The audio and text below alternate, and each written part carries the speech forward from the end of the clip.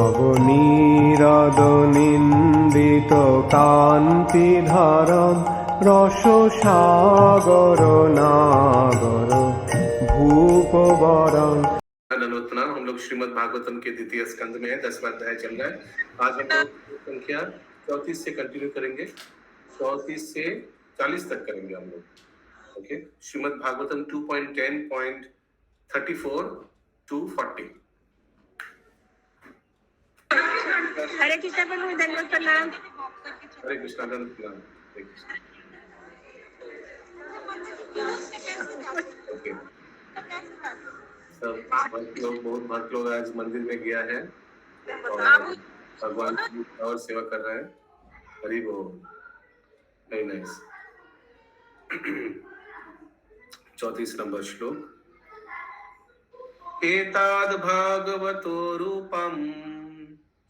एताद भागवतो रूपम। प्रभु जी 34 number तो ये नहीं है। अतः परम सूक्ष्मतमम्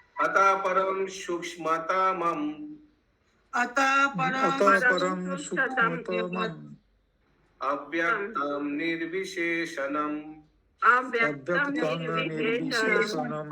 अनादिमध्य निधनम् नित्यं वान्मानसा परम्।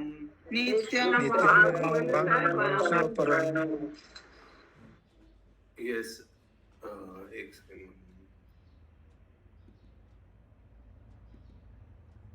यस, शशिमत। हरे कृष्ण प्रभु जी, दंडवत प्रणाम। हरे कृष्ण।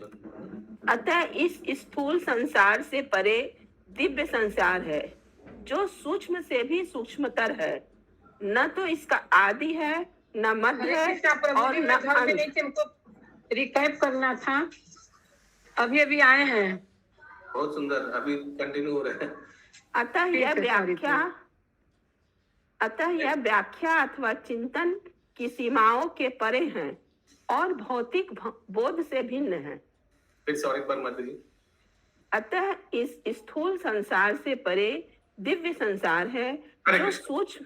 तो स्थूल संसार यानी ये जड़ संसार जहां हम लोग हैं, इससे परे एक शाश्वत संसार है, सूक्ष्म संसार है, यानी जो भगवान के धाम है, और उसका कोई स्टार्टिंग नहीं है, आदि नहीं है। हम लोग का संसार का आदि है। ब्रह्मांड सृष्टि जब हो रहा है तो एक स्टार्टिंग है, जब महाविष्णु के रोम से निकला है ना, ब्रह्मा जी नियुक्त किया गया, तो स्टार्टिंग हम लोग का भौतिक संसार का एक स्टार्टिंग है। भगवान का जो धाम है उसका कोई स्टार्टिंग नहीं है। आगे, जो सूक्ष्म से भी सूक्ष्मतर है, न तो इसका आदि है, न मध्य है और न अंत। अतः यह व्याख्या अथवा चिंतन की सीमाओं के परे है और भौतिक बोध से भिन्न है। तात्पर्य: परमेश्वर का स्थूल बाह्य रूप बीच बीच में प्रकट होता रहता है।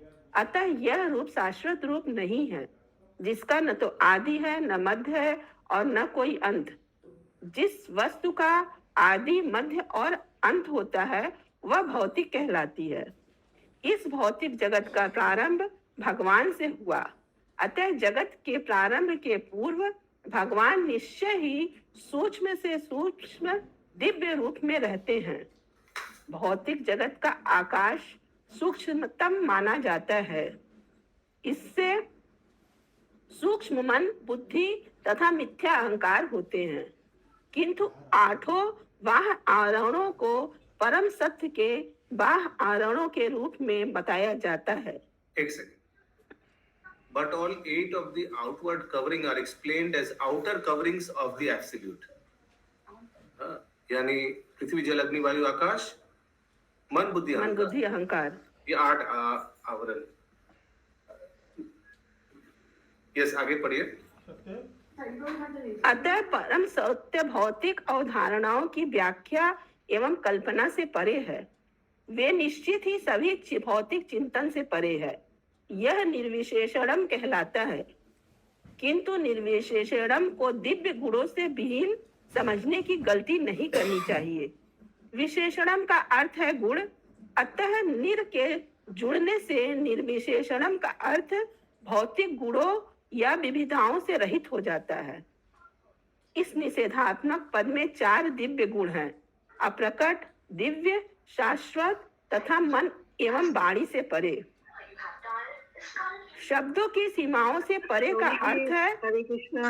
हाँ हाँ, हरे Just Krishna. now what we read, these 2-3 lines, please explain. Just हाँ, now what we read. माता जी थोड़ा हम भी थोड़ा दूसरा कॉल में व्यस्त हो गए थे, थोड़ा 2-3 लाइन पीछे जाए काइंडली। ठीक है पूज्य। यह अतः परम भौतिक अवधारणाओं की व्याख्या एवं ऑल 8 अच्छा। आवरण के बारे में हम लोग बात कर रहे थे उसके बाद। वहां से, किंतु आठों बाह्य आवरणों को परम सत्य के बाह्य आवरणों के रूप में बताया जाता है। अतः परम सत्य भौतिक अवधारणाओं की व्याख्या एवं कल्पना से परे है। ये तो ठीक है ना, परम सत्य यानी ये हम लोग का भौतिक चिंता, भौतिक स्पेकुलेशन, भौतिक कॉन्सेप्शन से बाहर है। वी कैन नॉट, वो अचिंत्य है। भगवान का धाम, भगवान का तत्व, ये समझना अचिंत्य है। आगे वे निश्चित ही सभी भौतिक चिंतन से परे हैं। यह निर्विशेषणम कहलाता है।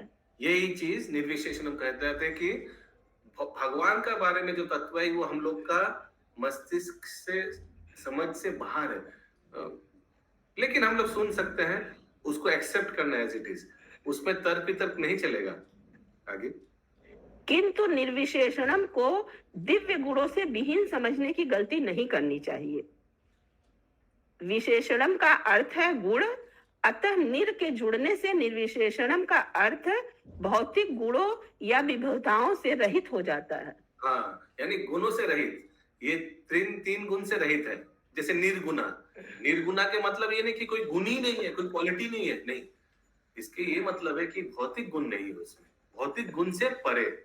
आगे, इस निषेधात्मक पद में 4 दिव्य गुण हैं: अप्रकट, दिव्य, शाश्वत तथा मन एवं वाणी से परे।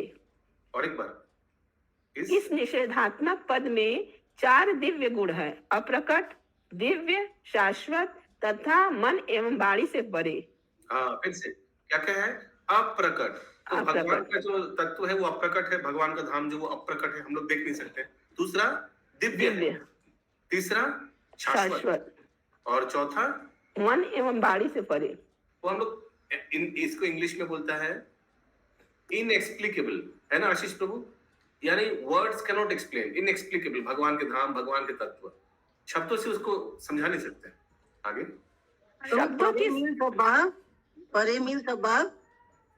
परे beyond, परे means beyond expression, beyond words. अच्छा, यस, कौरवी माता जी बोलो। হ্যাঁ, বিশেষণ মানে হচ্ছে গুণাবলী। হ্যাঁ, তাই নির্দিষ্ট করার ফলে তার অর্থ হচ্ছে যে কোনো জড়গুণ বা বৈশিষ্ট্য নেই। এটা কি বলছে? বিশেষণ মানে গুণ আছে, তো নির্বিশেষণম মানে গুণ নেই। তার মানে ভগবানের ধামের কোনো গুণ নেই, ভগবানের তত্ত্বের কোনো গুণ নেই। তো প্রভুপাদ বলছে না, এইভাবে নির্বিশেষ শব্দটাকে বোঝা উচিত না।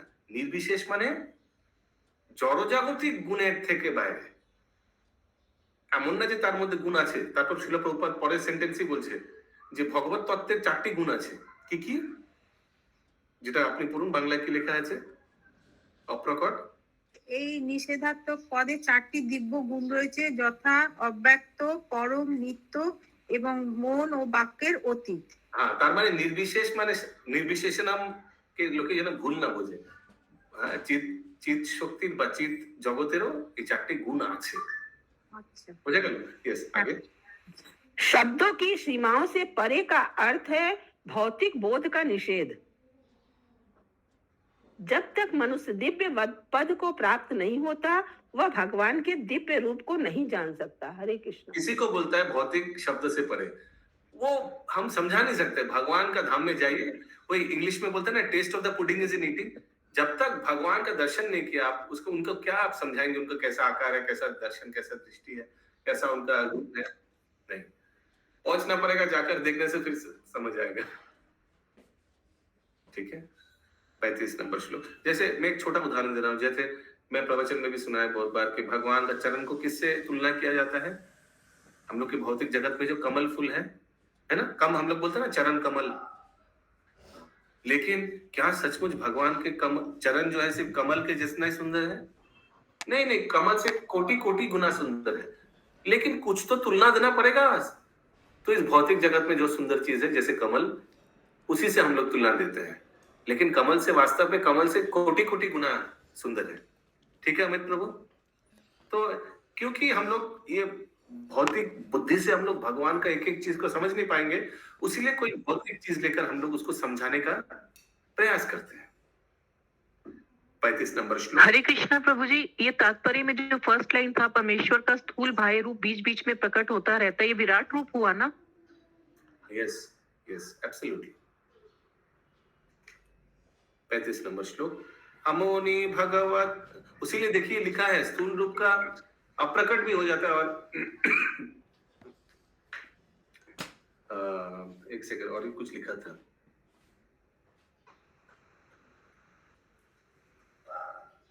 Therefore, beyond this gross manifestation is a material transparent. The gross body, external body of the Supreme is manifested at certain intervals, and thus the external feature or form of the Supreme Personality of Godhead is not the external form of Lord, which has no beginning, no intermediate, no stage, and no end.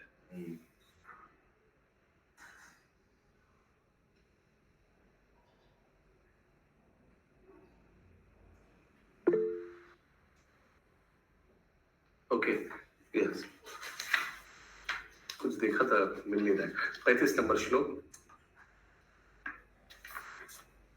अमुनि भगवत रूपे अमुनि भगवत रूपे मायाते हि अनुवर्णिते मायाते हि अनुवर्तिते उभे अपि न गृह्णन्ति उभे वे न गृह्णन्ति माया सृष्टे विपाश्चिता। माया सृष्टे विपाश्चिता।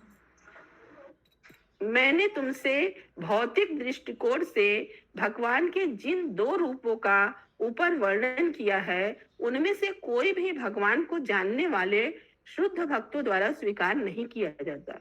और एक बार, मैंने तुमसे भौतिक दृष्टिकोण से भगवान के जिन दो रूपों का ऊपर वर्णन किया है, उनमें से कोई भी भगवान को जानने वाले शुद्ध भक्तों द्वारा स्वीकार नहीं किया जाता।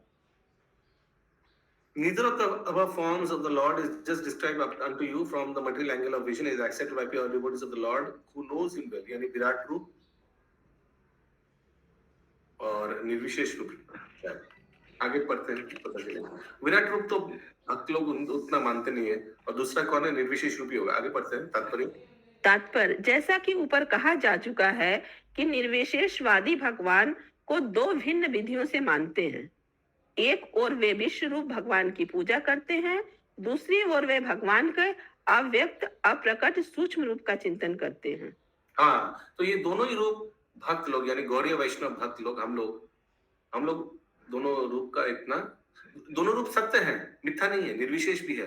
भगवान निर्विशेष रूप में भी प्रकट होते हैं। जैसे भगवान का जो ब्रह्म ज्योति है वो भगवान का निर्विशेष रूप का एक उदाहरण है, लेकिन इसको हम लोग इंटरेस्टेड नहीं है। नीदर भगवान का विराट रूप पे हम लोग इंटरेस्टेड है। ये श्रील प्रभुपाद बताना चाह रहे हैं। आगे, सर्वेश्वरवाद तथा एकेश्वरवाद के सिद्धांत क्रमशः भगवान के स्थूल तथा सूक्ष्म रूपों के लिए व्यवहृत है, किंतु भगवत भक्त इन दोनों सिद्धांतों को अस्वीकार करते हैं क्योंकि उन्हें वास्तविक स्थिति का बोध होता है। ओके, सर्वेश्वरवाद इंग्लिश में बोलता है पैंथीज्म। सर्वेश्वरवाद क्या होता है? सुचारू गोपी माता जी नाम से ही बता पाएगा, कोई भी बता पाएगा, बहुत साधारण है। सर्वेश्वरवाद मतलब वह सब जगह, हर जगह उपस्थित, सभी हर जीवों में उपस्थित।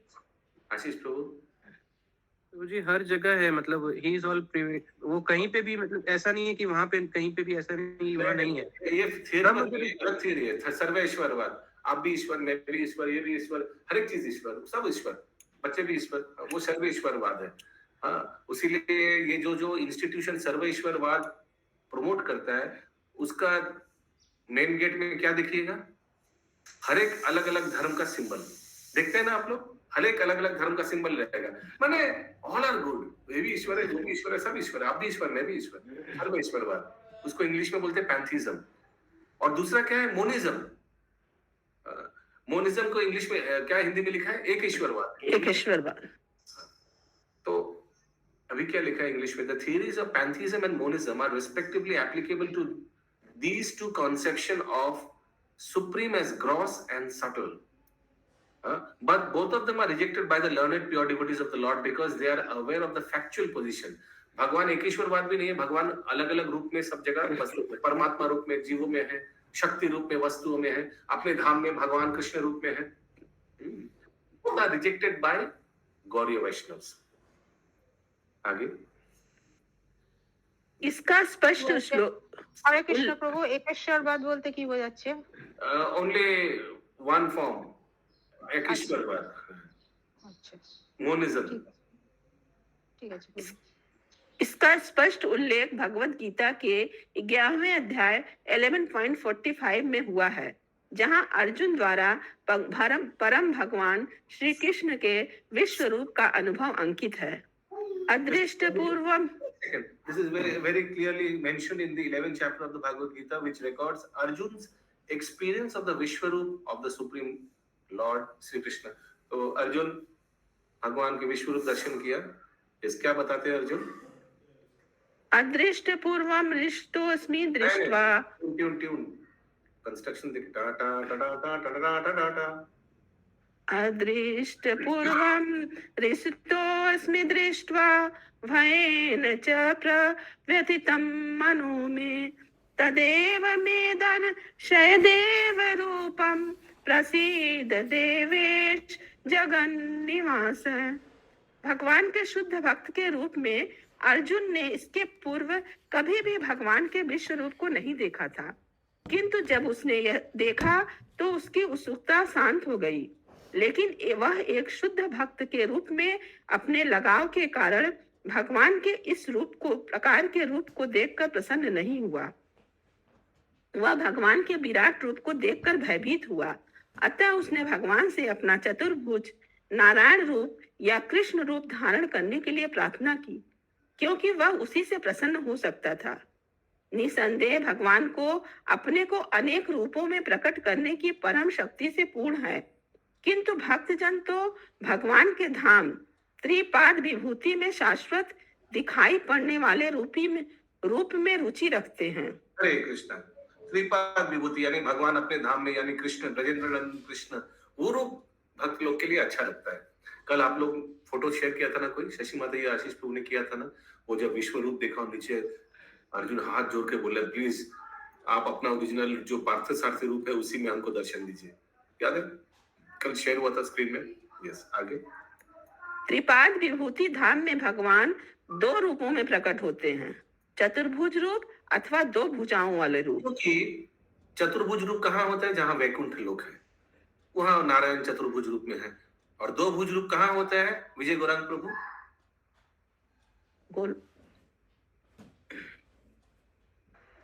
गोलोक धाम. हाँ, गोलोक वृंदावन. ये तो त्रिपाद विभूति प्रभु जी गोलोक धाम हुआ. त्रिपाद विभूति पूरा चित जगत है. ओके. उसमें गोलोक वृंदावन सबसे ऊपर वाला धाम है, चित जगत का सबसे टॉप क्लास. या आगे. किंतु भौतिक विश्व में उनका जो विश्व रूप प्रकट है, उसमें अनेक भुजाएं होती हैं और अनेक आयाम होते हैं और सभी कुछ असीम प्रकार के होते हैं. भगवान के शुद्ध भक्त वैकुंठ में नारायण या श्री कृष्ण की पूजा करते हैं. कभी कभी वे ही वैकुंठ रूप इस भौतिक जगत में उन्हीं की कृपा से श्री राम, श्री कृष्ण, श्री नृसिंह देव के रूप में प्रकट होते हैं और इसीलिए भक्तजन इनकी भी पूजा करते हैं. सामान्यतः भौतिक जगत में जो भौतिक रूप प्रकट होते हैं वे वैकुंठ लोक में नहीं पाए जाते. अतः शुद्ध भक्त इन रूपों को नहीं मानते. ये कैसे? फिर से सामान्यतः भौतिक जगत में जो भौतिक रूप प्रकट होते हैं वे वैकुंठ लोक में नहीं पाए जाते. जैसे विश्व रूप. जैसे विश्व रूप का तो कोई धाम नहीं है ना भगवान के वैकुंठ धाम में. आगे. अतः शुद्ध भक्त इन रूपों को नहीं मानते. भक्तजन प्रारंभ से ही वैकुंठ लोक में स्थित भगवान के शाश्वत रूपों को पूजते आ रहे हैं. अभक्त निर्विशेषवादी भगवान के भौतिक रूपों की कल्पना करते हैं और अंततः भगवान की निर्विशेष ब्रह्म ज्योति में लीन होते हैं. किंतु भगवान के भक्त तो प्रारंभिक तथा मुक्ति की अवस्था, इन दोनों ही स्थितियों में सदैव पूजा करने वाले हैं। शुद्ध भक्त की पूजा कभी रुकती नहीं, किंतु निर्विशेषवादी की पूजा ब्रह्म ज्योति में उसके लीन होने और मुक्ति मिलने पर रुक जाती है। इसलिए शुद्ध भक्तों को विपश्चित अर्थात विद्वान कहा गया है, जिन्हें भगवान का पूरा पूरा ज्ञान रहता है। हरे कृष्ण। तो शुद्ध भक्त का और एक गुण है कि उनको पुण्य ज्ञान, भगवत पुण्य ज्ञान है, इसीलिए उनको क्या बोला जाता है, और एक नाम क्या है, विपश्चित। इस श्लोक में आता है क्या विपश्चित? देखिए लास्ट सेंटेंस में आता है, माया सृष्टि विपश्चित, विपचित्त, the learned one who knows. शब्दार्थ क्या है हिंदी में? विपश्चित माने जानने वाला विद्वान, learned one who knows.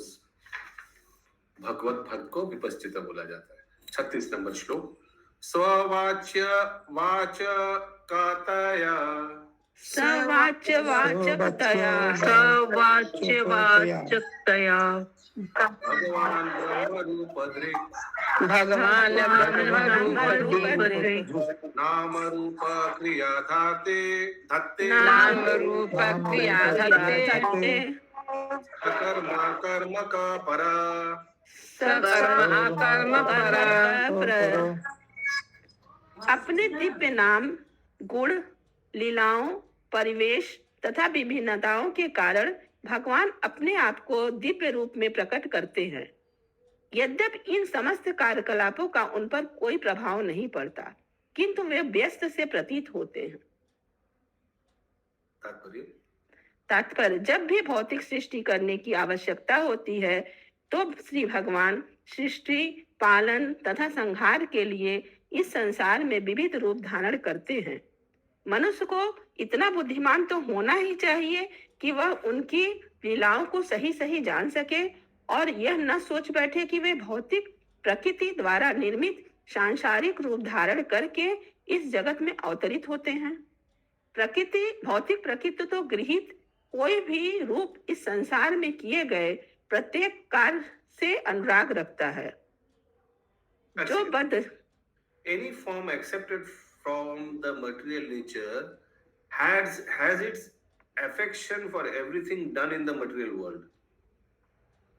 Any form accepted from the material nature has its affection for everything done in the material world.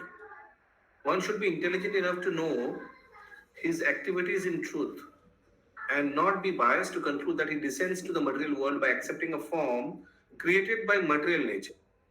Any form accepted from the material nature has its own affection. यानी भगवान कोई भी रूप जो स्वीकार करते हैं उसका एक उद्देश्य है। जैसे उदाहरण में भगवान बराहदेव का रूप धारण किया था, शुक्र अवतार का रूप धारण किया था, है ना? क्यों धारण किया था रोशन प्रभु? क्या उद्देश्य था? इस रूप को क्यों धारण किया था? सबको उद्धार करने के लिए प्रभु। इस रूप को इसलिए धारण किया था क्योंकि शुक्र का एक दांत होता है। और चंदा माता को म्यूट कीजिए और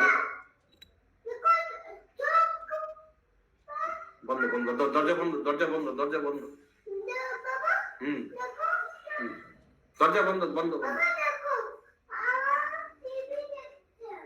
ठीक है আমি আসছি বন্ধ करो।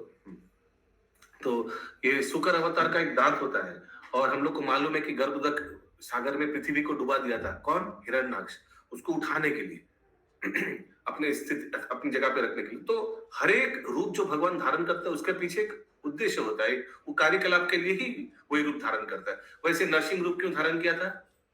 क्योंकि ब्रह्मा जी इतना वरदान दे चुका था इस हिरण्यकशिपु को, उसको सम्मान करके ऐसा एक रूप, स्पेशल रूप धारण करना चाहता, उसीलिए। आगे,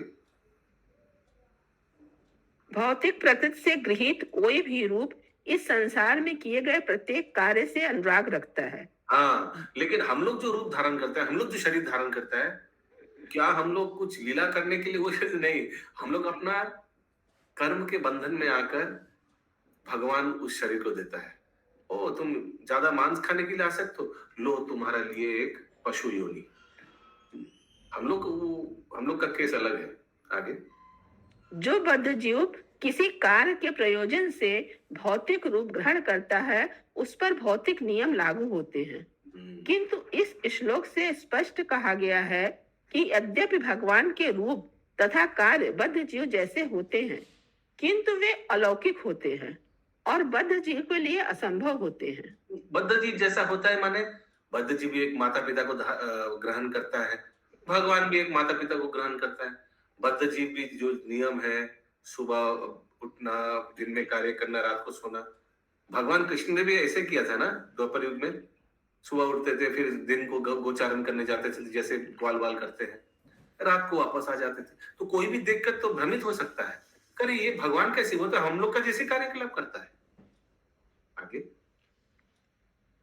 হরে কৃষ্ণ প্রভু, यस এর আগে পড়া মানে সপ্তম অধ্যায়ে পড়া হয়েছিল যে বিশিষ্ট কার্য সম্পাদনের জন্য নির্দিষ্ট অবতার সমূহ, সে কথাই এখানে বলা হয়েছে। एकदम एकदम ठीक, करेक्ट। आगे वे पूर्ण पुरुषोत्तम भगवान ऐसे कार्यों से सदैव अप्रभावित रहते हैं।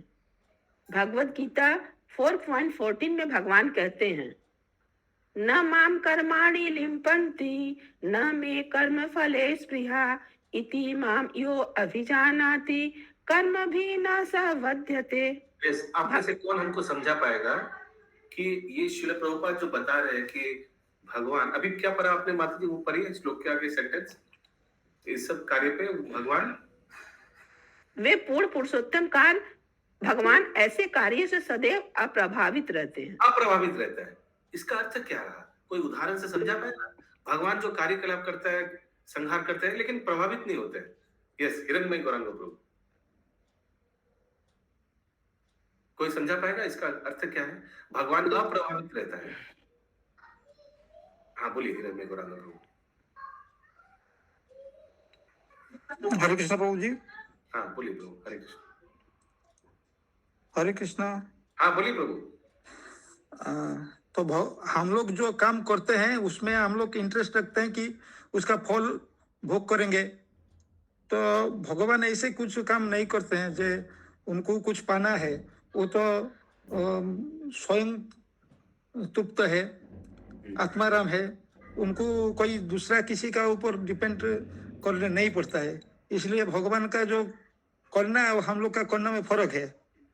हाँ वेरी गुड, अप्रभावित। ओके ओके, और कोई अप्रभावित, भगवान को कोई नरसिंह देव अवतार लिया, हिरण्यकशिपु को मारा, हाथ धोया उज्जैन में, पैर धोया कहाँ नवद्वीप में, चला गया,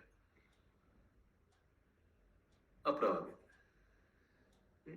डजंट गेट अफेक्टेड। मार दिया, वो मर गया, कुछ इफेक्ट नहीं होता। भगवान जस्ट एज अ रूटीन आता है, कार्यकलाप करता है, परित्रणाय साधुना विनाशाय दुष्कृतम, वापस चले जाते हैं, अप्रभावित रहते हैं। आगे भगवान कभी न तो उन कर्मों द्वारा बंधते हैं जिन्हें वे अपने विभिन्न अवतारों के द्वारा संपन्न करते हैं, न ही उन्हें सकाम कर्म द्वारा सफलता प्राप्त करने की आकांक्षा रहती है। ये देखो मैंने मार दिया हिरण्यकशिपु को, वाह वाह बोलो, ऐसा कुछ नहीं है, भगवान चले जाते हैं। और नहीं, अरे आपने हिरण्यकशिपु को मारा, अभी आपको पाताल जाना पड़ेगा, प्रायश्चित करना पड़ेगा, कुछ नहीं। आगे भगवान धन, बल, यश, सौंदर्य, ज्ञान तथा त्याग की विविध शक्तियों से पूरित है, अतः बद्ध जीव के समान उन्हें परिश्रम करने की कोई आवश्यकता नहीं पड़ती। अतः ऐसा बुद्धिमान पुरुष जो भगवान के दिव्य कार्यों तथा बद्ध जीवों के कार्यों में भेद कर सकता है, वह भी कर्म फल में नहीं बनता। यानी भक्त लोग कर्म फल में नहीं बनता, इसका अर्थ क्या है? फिर से पढ़िए। अतः ऐसा बुद्धिमान पुरुष जो भगवान के दिव्य कार्यों तथा बद्ध जीवों के कार्यों में भेद कर सकता है, वह भी कर्म फल में नहीं बनता।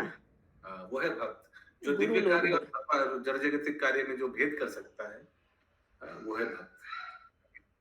ब्रह्मा, विष्णु तथा शिव के रूप में भगवान प्रकृति के त्रिगुणों का संचालन करने वाले हैं। विष्णु से ब्रह्मा और ब्रह्मा से शिव उत्पन्न है।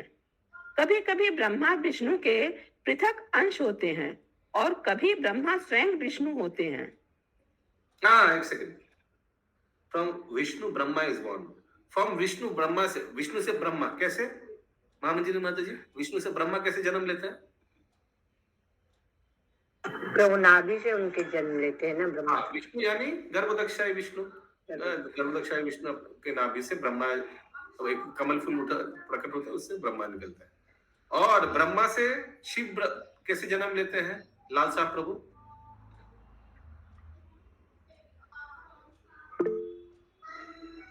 यस महामंजरी माता जी। तो उनके क्रोध के समय जो तमोगुण होता, तमोगुण के वो माथे से उनके जो गिरता है तो उससे क्रोध हो गया था जब नारद ने चतुष कुमार ने सृष्टि करने के लिए रिफ्यूज कर दिया ब्रह्मा जी को। ब्रह्मा जी को बहुत क्रोध हुआ और उस क्रोध से ब्रह्मा के त्रिनयन ये ललाट इधर से रुद्र प्रकट हुआ, शिव जी। आगे कभी कभी ब्रह्मा विष्णु के पृथक अंश होते हैं तो कभी ब्रह्मा स्वयं विष्णु होते हैं। ब्रह्मा स्वयं विष्णु क्यों? क्योंकि ब्रह्मा विष्णु के रजोगुण के अवतार है, मालूम है ना, ये तो सबको मालूम है। आगे तो ब्रह्मा रजोगुण का अवतार विष्णु भी हो जाते हैं प्रभु जी। ब्रह्मा फिर से आस्ते आस्ते बोलिए, क्या पूछ? तो कभी यहाँ लिखा हुआ तो कभी ब्रह्मा स्वयं विष्णु होते हैं। हाँ, उस हिसाब से तो विष्णु ही होते हैं ना। अगर कोई अवतार है तो इस हिसाब से तो विष्णु ही है। ओके, उस एंगल से। आगे इस प्रकार ब्रह्मा हरे कृष्णा प्रभु जी, हरे कृष्णा। तो फिर तो शिव जी जो है वो तमोगुण के अवतार हुए ना, वो विष्णु से ही तो फिर होते हैं। बोला जा रहा है, ये रुद्र के बारे में बोला जा रहा है। अच्छा, सॉरी। ये शिव जी हरे कृष्णा प्रभु जी। ये हिरण्मय गौरांग प्रभु। हाँ, वो ब्रह्मा तो जीव तो ब्रह्मा होते हैं, लेकिन कभी कभी माने योग्य नहीं मिलते हैं तो भगवान स्वयं ब्रह्मा का पोजीशन लेता है। हाँ, वो शिव जी के लिए, शिव जी के नहीं, ब्रह्मा बनते हैं, ब्रह्मा का काम करते हैं। अगर शिव जी मिसिंग है तो विष्णु शिव जी के पोजीशन लेते हैं। वो भी हो सकता है, लेकिन ब्रह्मा के बारे में लिखा है कि ब्रह्मा जो सुइटेबल आदमी नहीं मिलता है जीव से तो भगवान स्वयं वो काम चलाते हैं। ओके, करेक्ट, वो भी हो सकता है। यस, आगे इस प्रकार ब्रह्मा ब्रह्मांड भर की समस्त योनियों को उत्पन्न करते हैं, जिसका अर्थ होता है कि भगवान संपूर्ण सृष्टि को या तो स्वयं उत्पन्न करते हैं या फिर अपने अधिकृत सहायक के माध्यम से करते हैं। हरे कृष्णा। 33 से 40 नंबर श्लोक। प्रजापतिं मनुं देवान्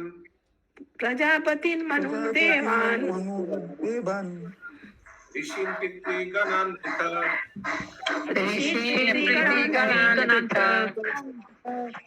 सिद्धचारणा गंधर्वान् विद्याधरासुरा गुह्यकान् किन्नरा प्रक्षरो नागान् सर्पान् किं पुरुषान् नरान् मातृदक्षा पिशाचंश्च प्रेतभूत विनायकम् मान्दोन्मद वेतालान् युताधानान् ग्रहान् अपि खगान् मृगान् पशून् वृक्षान् गिरीन् नृप सरीसृपान् द्विविधश्चतुर्विधा ये अन्ये जलस्थल नभौकश कुशला कुशलामिश्र कर्मणां गतयस्त्व इमा।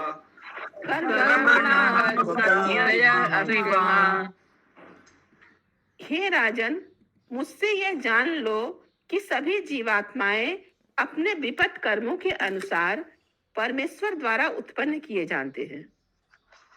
इसमें ब्रह्मा तथा उनके दक्ष जैसे पुत्र, वैवस्वत मनु जैसे सामयिक प्रधान, इंद्र, चंद्र, वरुण जैसे देवता, भृगु, व्यास, वशिष्ठ जैसे महर्षि, पितृलोक, सिद्धलोक के वासी, चारण, गंधर्व, विद्याधर, असुर, यक्ष, किन्नर तथा देवदूत, नाग, बंदर जैसे किमपुरुष, मनुष्य, मातृलोक के वासी, असुर, पिशाच, भूत प्रेत, उन्मादी, शुभ अशुभ नक्षत्र, विनायक, जंगली पशु, पक्षी, घरेलू पशु, सरीसृप, पर्वत, जड़ तथा चेतन जीव, जरायुज, अंडज, स्वेदज तथा उद्भिज जीव तथा अन्य समस्त जल, स्थल या आकाश के सुखी, दुखी अथवा मिश्रित सुखी दुखी जीव सम्मिलित है। ये सभी अपने पूर्व कर्मों के अनुसार परमेश्वर द्वारा सृजित होते हैं।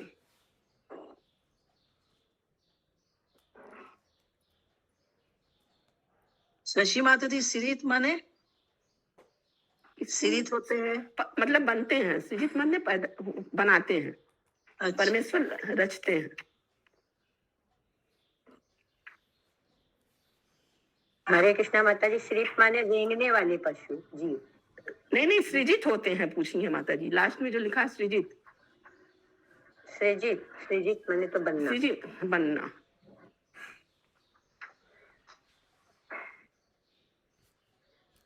प्रभु जी चले गए क्या?